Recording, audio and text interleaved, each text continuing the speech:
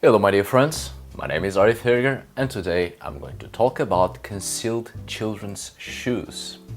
This was a question posed by one of my patrons who wants to remain anonymous on this one, and it's quite alright, I respect that, and I will gladly answer his question. Why children's shoes concealed in the walls of a house? For those of you who don't know what this is all about, it's quite simple. While in archaeological interventions or simply people rebuilding old houses, sometimes a child's shoe, or many, are found within the walls, concealed inside the walls of the house, and sometimes in chimneys. Where I'm from, there is no indication of children's shoes ever being found inside the walls of a house. This is something almost exclusively from Great Britain. It can be found in other places, but England, Scotland and some parts of Ireland retain this old tradition much more than any other European country. This is a tradition that harks back to an ancient cult of the ancestors, and that's exactly why I am presenting this video to you today, because my next video will be about the cult of the ancestors. But more of that further ahead. In many European countries and other countries around the world, mainly with European influences, many children's shoes have been found concealed inside the walls of houses dating back to the 19th century and the early 20th century. Now, since the very early years of the modern era, late 15th and early 16th centuries, it was very common to hide objects in the structure of a building. Animal body parts such as horse skulls, dog skulls, entire cats with skin and all, bottles, written messages in art surfaces, well, all types of charms. But children's shoes are by far the most found objects within the structure of a building, and this tradition reached huge proportions during the 19th and the early 20th centuries. If you are from the United States, especially the northern half of the US, or if you are from Australia, I'm certain you have heard about this because this sort of tradition was implemented by the British, who more than any other European country kept this old tradition going. It became clear that children's shoes were used as charms. Some believe it to be some kind of fertility charm, which to a certain extent can be applied because we have many traditions concerning shoes linked to fertility aspects of life. For instance, a woman who wants to conceive can put on the shoe of a woman who recently gave birth to attract that kind of luck, energy, whatever, so she might have a child. Another example, it used to be tradition, a bride throwing her shoe to the crowd right before leaving for her honeymoon to conceive a child during that period. I still remember some of my cousins doing that in the late 80s and early 90s of the past century. Others believe that shoes were concealed within walls to protect against evil influences from demons, evil spirits, and especially witches. For some reason, it was believed witches were attracted by the scent of someone's shoe and then became trapped within the shoe. And this might be one of the reasons for that rhyme, "There was an old woman who lived in a shoe." Well, she was probably a witch. Many of these shoes are found with loads of stitches. They were modified to resemble some sort of container. This aspect might explain why the shoe has this apotropaic function, why it's a talisman to ward off evil spirits, because it becomes a container to trap the evil spirit. This is an old belief that was already around in medieval times, especially by the end of the Middle Ages, when the church started to gain more ground and witch hunts were very common throughout Europe. Personally, to me, it seems that a child's shoe within the walls may indeed have been for fertility and protective purposes in modern and contemporary times, because with the passing of the ages, many things lose their true purposes and meanings, and there is an adaptation to the current needs and beliefs. But I do think that the origins of putting shoes or any type of garments within the structure of a house was because these were offerings to some domestic deity or spirit, not only for protective purposes, but also to ensure luck, prosperity, peace, and harmony within the domestic boundaries. Why do I think this is the origin of this tradition? Well, I will explain right away. As I've told you, where I'm from, children's shoes are rarely found concealed within the walls of a house. But what we do find in prehistoric contexts are actual children buried or concealed either in the floor of the house or in the walls.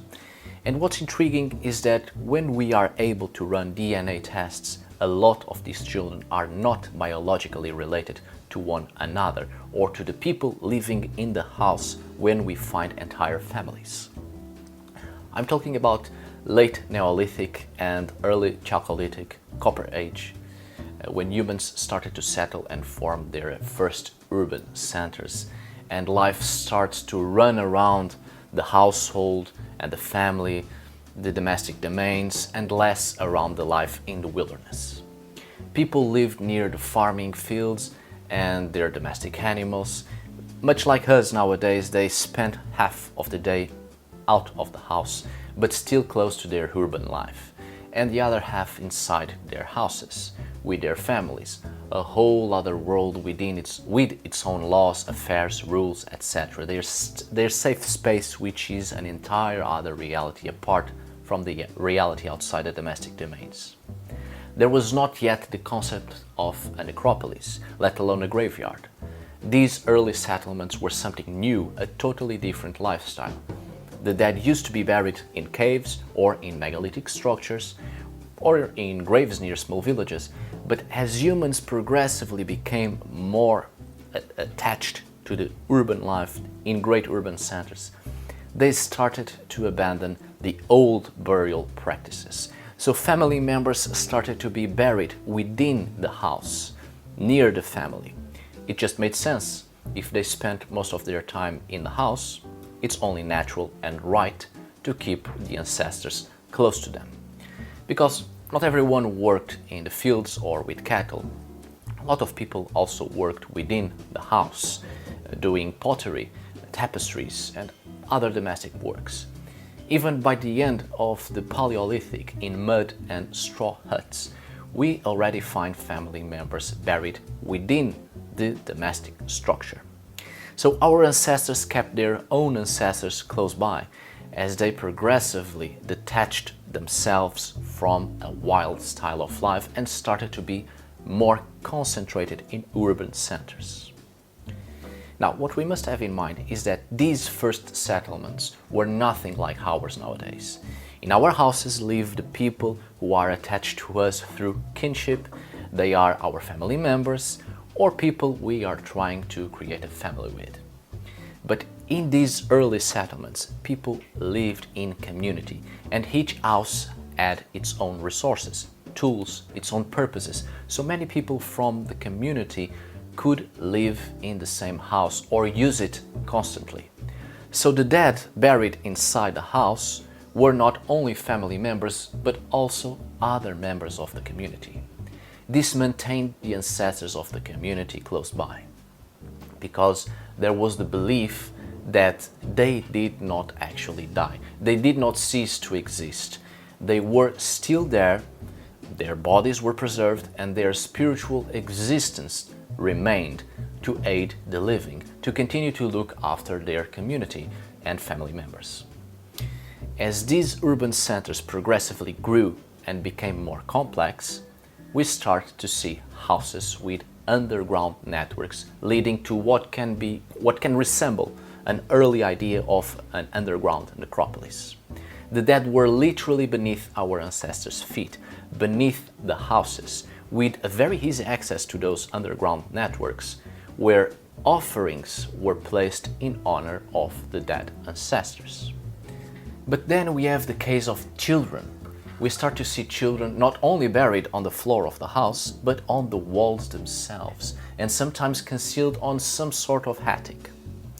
These had been too young to have enjoyed life with their family members, so they did not enter in the category of ancestors yet, because they had not lived long enough to earn sufficient knowledge to be able to aid their descendants.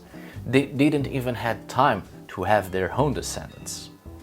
So as a gesture of caring and great grief, the family members kept their dead children very close within the house to enjoy and spend time with them, to let them be part of the family affairs, the family's domestic life, to let their dead children have the life they could have had if they had lived long enough.